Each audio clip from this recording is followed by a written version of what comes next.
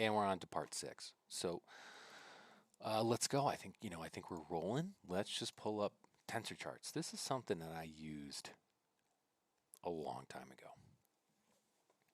a couple of years ago. They've been developed for some time now, and this is serving our interests when it comes to volume, cumulative volume delta, bids and asks.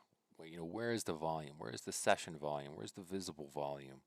Boy, they've been having a tough time. And this is not the reason why I have to use tensor charts for this volume is because TradeStation is absolutely shit when it comes to doing any type of session volume or anything. Is that by design? I don't know. It's underdeveloped, and there's a lot of people out there that are writing language for it, and they've got their indicators and they're frustrated too, but that's a whole different thing. Is TradeStation at some point in time going to be on my shit list? Maybe. I don't know. But I want the tools. When we came into TradeStation, we had to make the damn adjustments to linear regression channel because we didn't have the volatility theory that we were looking for with control price and price action. And thank God they have the standard deviations, but I've got to draw lines on a chart every day instead of working with something that's going to give me at least a baseline of 3 standard deviations without having to make adjustments to it every single damn time. So, now we're looking at volume, right, for this past uptrend. So, price action aside, imagine the channel here, because they don't on tensor charts they don't have the best. They don't have what I'm looking for when it comes to, standard deviation channel. This just gets wild and it doesn't extend it, and it's a pain in the ass, and I just don't use it. So, working from this pivot here, can we find the standard deviation that we're looking for? And the answer is no.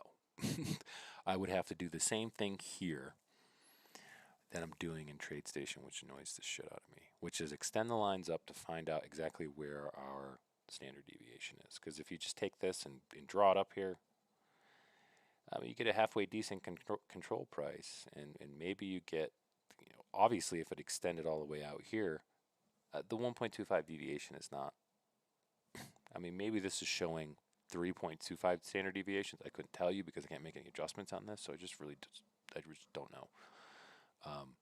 And I don't like operating that way. So I'm not making adjustments to my methodology or approach. I made those adjustments in TradeStation. We're going to stick with those. So it's unfortunate that we have to use 2 different platforms to get what we're looking for, but I'm just using this on a volume basis. So let's take a look, at least on the 4-hour, where all the volume is.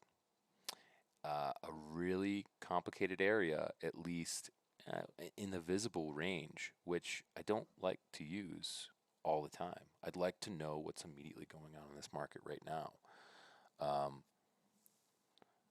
This is potentially a very sticky area that could be of accumulation, could be of distribution. Based on our explanation of what's going on the other charts, I'm inclined to think that this is accumulation and that we're going to make a move up here into this lucky pot of volume, and then we may trend lower.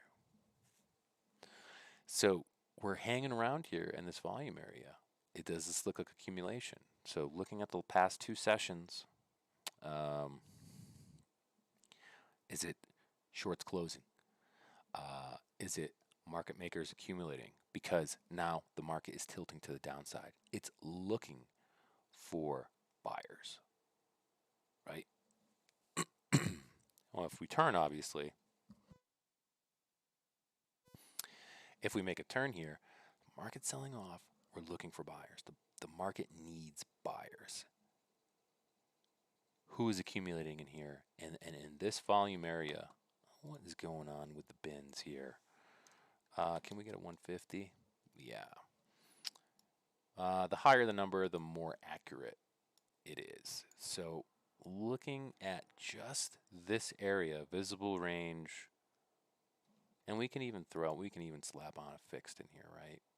We can even slap on a fixed ranged to work with and just take a look at volume in this area. And if buyers want to come in, oh, son of a, okay, all right, that's enough. And this is another problem with tensor charts too.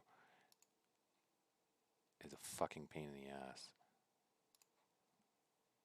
with its tools, but it is web-based, so I don't blame them. Oh, for crying out loud.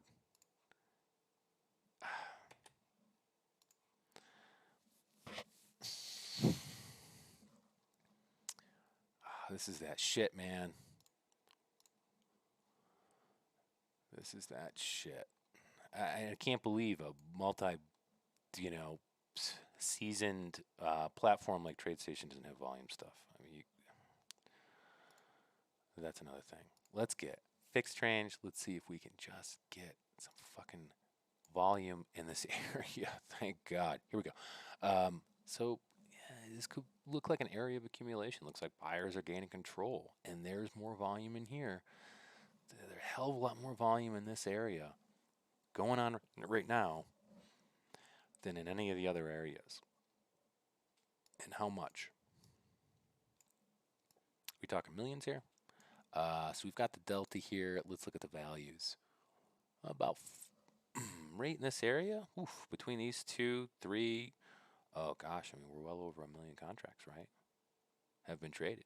So it does look like in this area that the bulls are trying to make a run at this. So if we do, I would be interested in these areas that we broke through previously as being resistance. So if we jut up here, I would be looking for sellers to maybe defend this.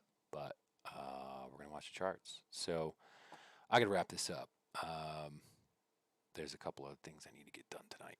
But that's what we got. And I hope this sort of fire drill explains a little bit of where my trading logic and my discretionary trading logic is coming from. So thanks for tuning in. Thanks for watching. Hopefully there's there's a little bit to chew on in these videos, and that it is somewhat helpful. But that is, for better or worse, the explanation of standard deviations. Thanks for tuning in. See you in the next one.